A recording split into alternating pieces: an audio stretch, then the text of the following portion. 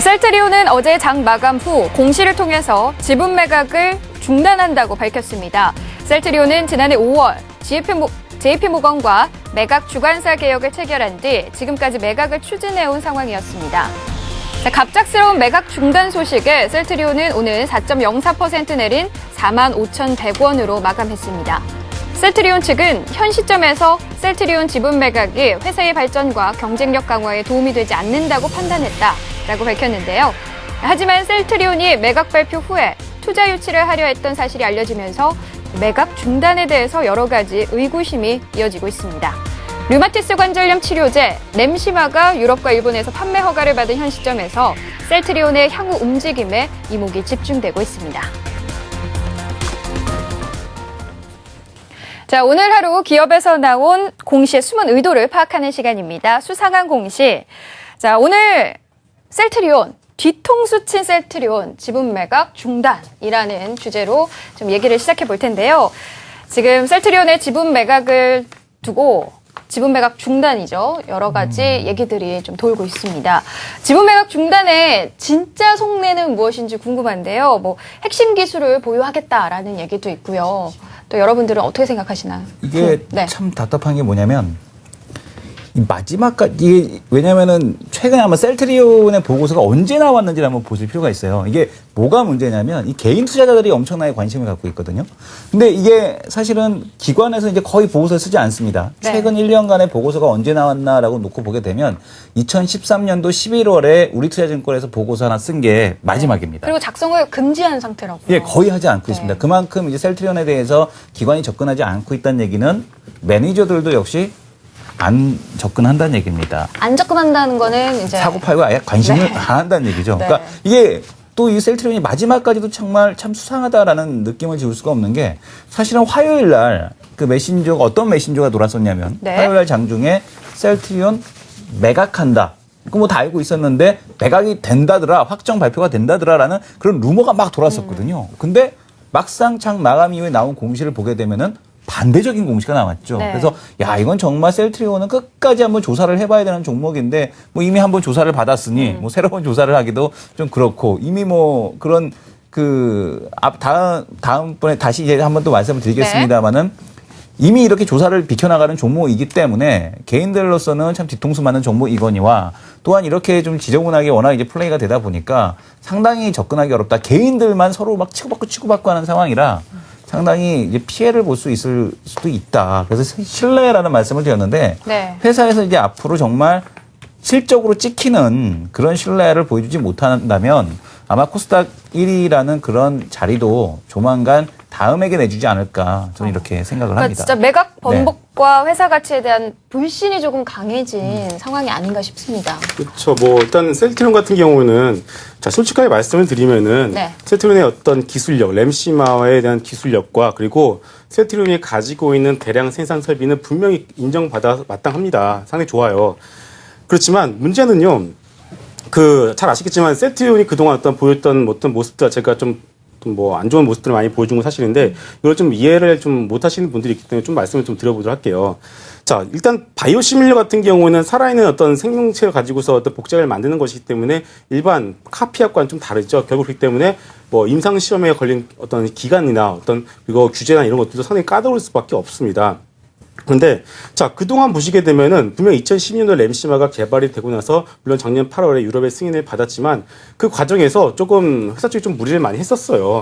즉 다시 말해서 좀 어떤 회사의 외모나 어떤 규형 어떤 전체적인 어떤 크기 자체를 좀 무리하게 좀 불렸다라고 좀 저는 생각을 하는데 결국 그러다 보니까 주식을 담보로 대출을 받아서 결국 주가를 부양하는 수천을 섰다고 하죠. 근데 결국 그런 부분들을 차라리 어떤 기술 개발이나 그런 쪽에 섰으면 좀 좋았을 텐데 좀 그런 무리했던 부분들이 결국은 시장으로 하여금 불신을 키워놨다고 볼 수가 있을 것 같고 그리고 또 하나 아직까지도 지금 여러분들 그 HTF 보시면서 그 셀트리온의 어떤 그 재무제표를 한번 보세요. 보시면은 일단 가장 크게 특기 나는 게 재고자산과 매출채권이 너무 더 늘어났어요. 올해 네. 1분기에. 결국 매출채권이 뭡니까? 결국 받아야 될 돈 아니겠습니까?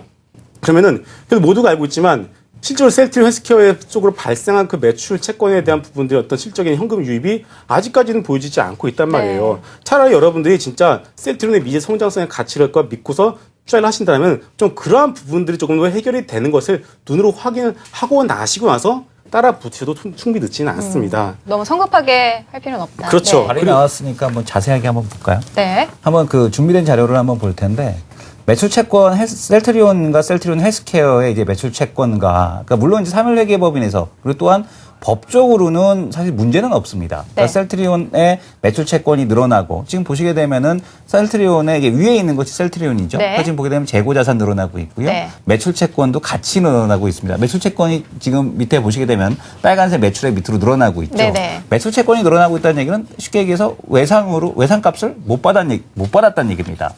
외상값을 못 받았다는 네. 얘기인데 그러면은 이 물건을 누구한테 외상으로 줬느냐? 셀트리온 헬스케어에게 줬다는 얘기예요. 네. 그럼 셀트리온 헬스케어가 줬으면 셀트리온 헬스케어는 그 물건을 팔아야겠죠. 근데 지금 잠깐 이제 화면을 한번 볼 텐데요. 매출은 별로 안 나옵니다. 그죠? 근데 지금 보게 되면 셀트리온 헬스케어의 재고 자산은 계속해서 늘어나고 있습니다. 네. 이 얘기는 물건을 외상으로 띄워와서 팔질 못하고 있다는 얘기예요.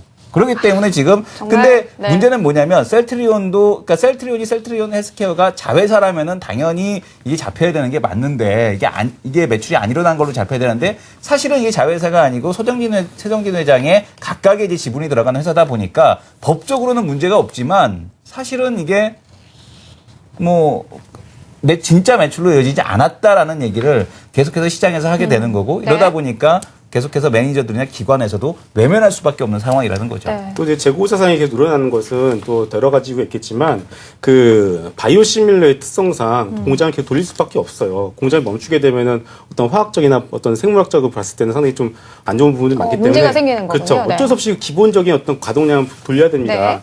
그러다 보니까 계속 재고는 쌓이는데 이런 부분들이 결국 매출로 잡히지 않고 매출 채권으로 잡히다 보니까 이런 부분들이 상당히 좀 안 좋을 수밖에 없고요. 그리고 또 하나가 자.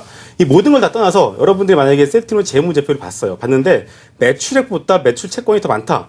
이거는 설사 이 종목이 셀트리온이 아니라 하더라도 그 종목은 상당히 좀 재무 리스크를 떠안고 있을 수밖에 없습니다. 그렇기 때문에 가장 기본적인 어떤 기본으로 들어와서 이런 부분들을 보더라도 어떤 셀트리온에 대해서 너무 좀 긍정적인 관점으로 보시는 것은 아직까지 좀 무리가 있다는 말씀을 좀 드리겠고요. 네. 그리고 또 하나. 자, 이번에 매각이 불발이 됐어요. 가장 큰 이유는 뭐겠습니까? 사려는 사람과 팔려는 사람이 결국은 합의가 안 된 거죠. 합의가 안 된 네네. 거죠. 왜 안 됐을까요? 결국은 뭐냐면은 네.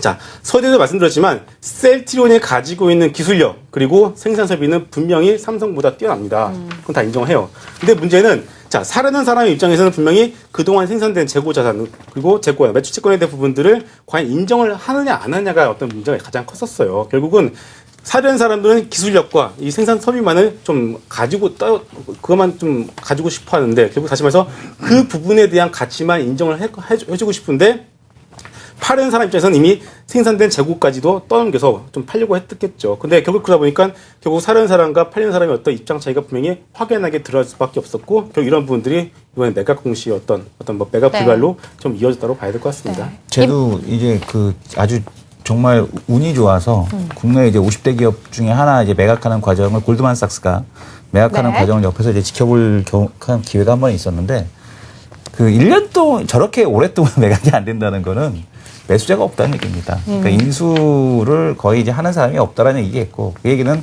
회사에서는 좋은 얘기를 했죠. 램시마가 뭐 유럽에서 판권을 계속해서 확대하고 있고, 그리고 또 이제 뭐 신뢰를 회복했기 때문에라고 하는데, 정말 다시 한번 당부시켜드리고 싶은 거는 시장의 신뢰를 좀 얻어야 된다. 정말 셀트리온 헬스케어가 매출로 찍히는 숫자를 보여주지 못한다면 셀트리온이 아니라 셀트리온 헬스케어가 정말 팔아야지만 이게 지금 시장의 신뢰를 회복할 수 있지 않겠느냐라고 판단이 저는 됩니다. 좀 개인적으로 궁금한 게 아주 기본적인 질문일 수 있을 것 같은데 또 뭐 물어볼 수 있는 거니까요. 네, 여쭤보도록 하겠습니다. 보통 최대 주주가 지분을 매각하면 주가가 내려가고 매수하면 주가가 올라가잖아요.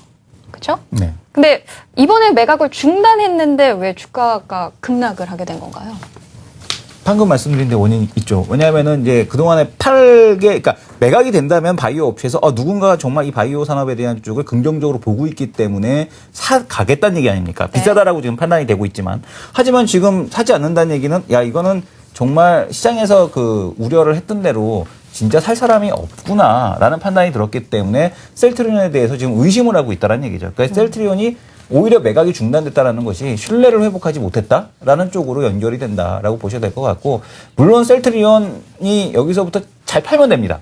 팔면 됩니다. 근데 이게 아직까지 이 팔지를 못하고 있기 때문에, 숫자로 보여주지 못하고 있기 때문에 여전히 시장에서는 이러한 의구심을 버리지 못하고 있다라고 볼 수 있겠죠. 램시마에 관련해서는 좀 전망을 좋게 보신 것 같아요. 램시마로 통해서 회복이 가능해질까요?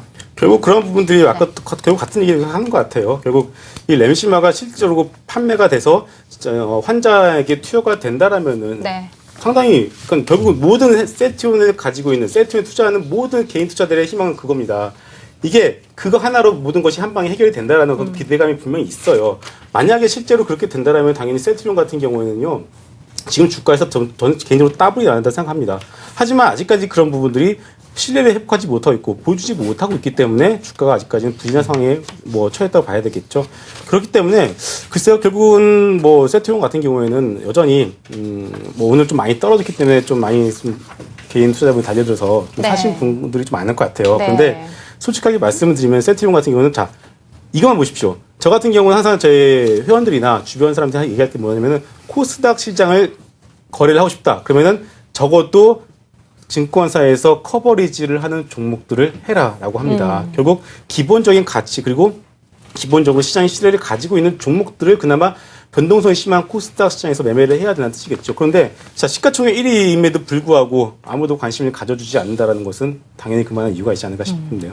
네.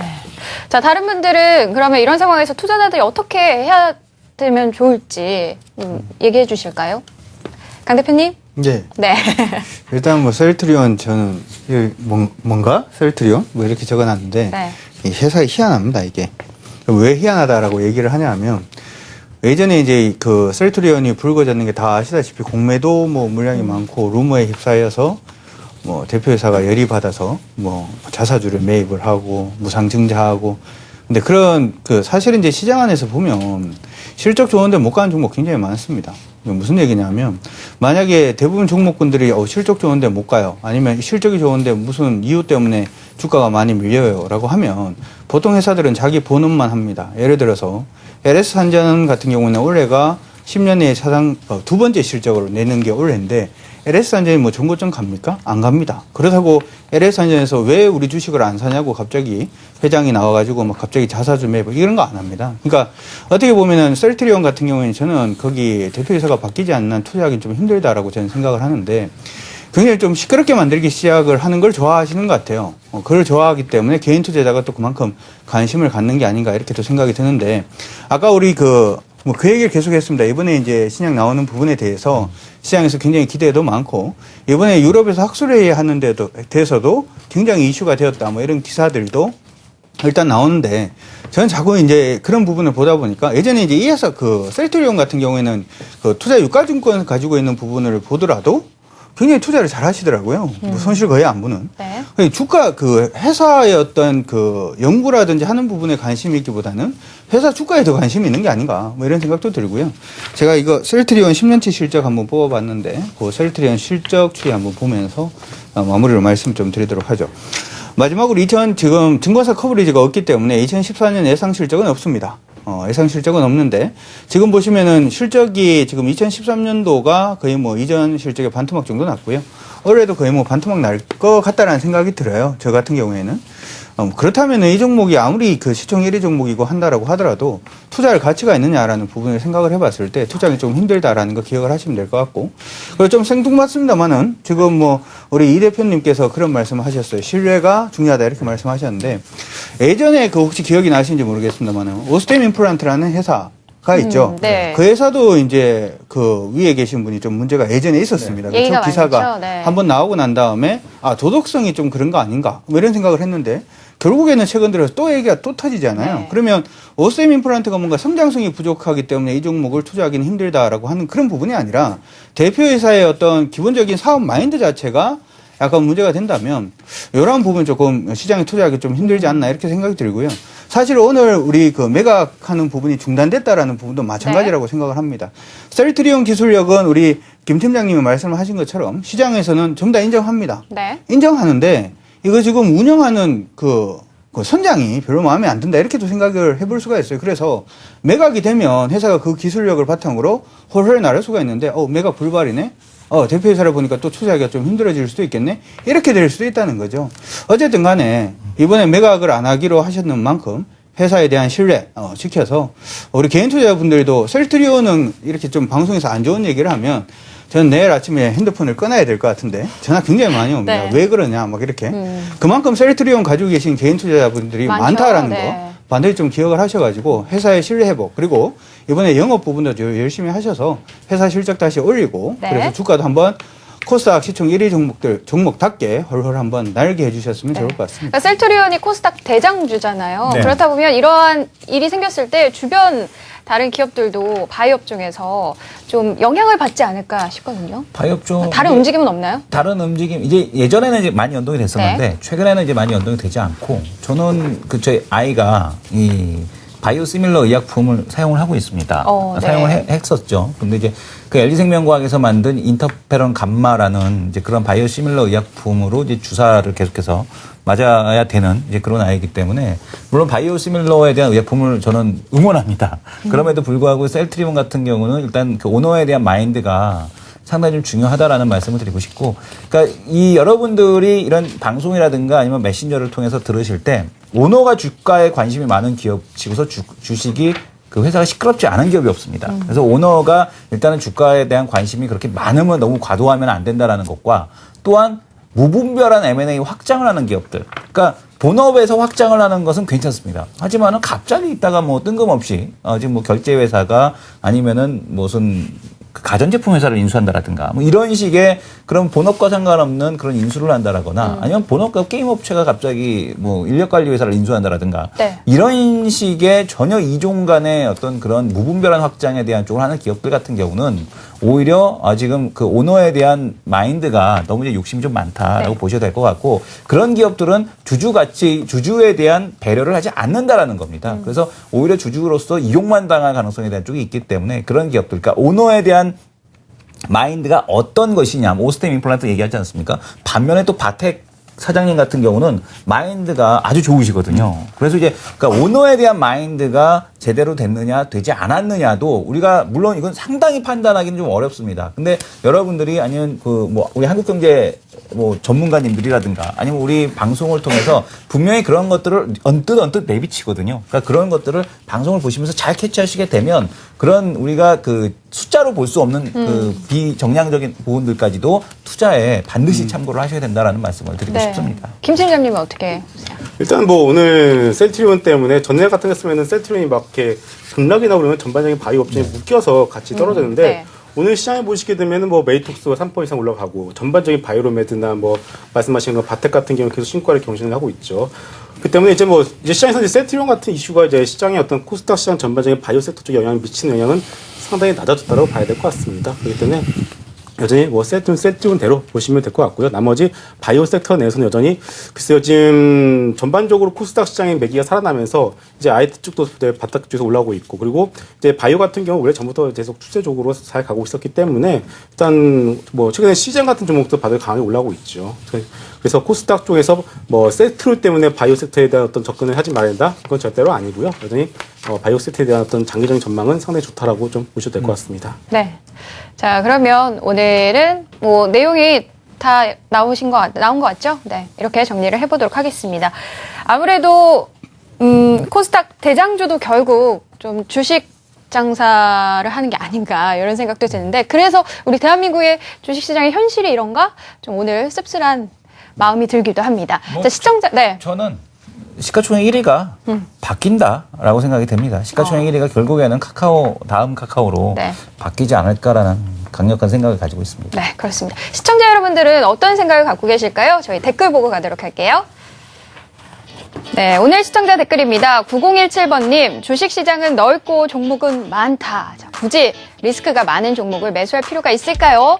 네, 이렇게 보내주셨고요. 1883번님, 셀트리온 신뢰 떨어졌어요. 서정진 회장님 기업은 실적 못지않게 신뢰가 중요합니다. 그렇죠. 아무래도 사람 대 사람으로 하는 거니까요. 네, 신뢰 중요합니다. 4522번님, 항공은 저비용 항공사에 해운은 머스크라인에 이래저래 힘듭니다. SOE 팔아서 숨통이야 트이겠지만 여전히 주가는 쉽지 않아 보이네요. 이렇게 좀 걱정 섞인 댓글도 보내주셨습니다. 자, 오늘 이렇게 시청자 댓글까지 살펴봤고요. 자, 오늘 하이라이트죠. 저희 토킹을 선정하도록 하겠습니다. 시청자 여러분의 가장 많은 문자를 받으신 분은 누굴까요? 보여주시죠. 자, 오늘의 토킹은 29%의 이승원 대표님입니다. 저 사진은 근데 누구세요? 옛날 대표님 맞으시죠? 옛날 1사우트 때 사진을.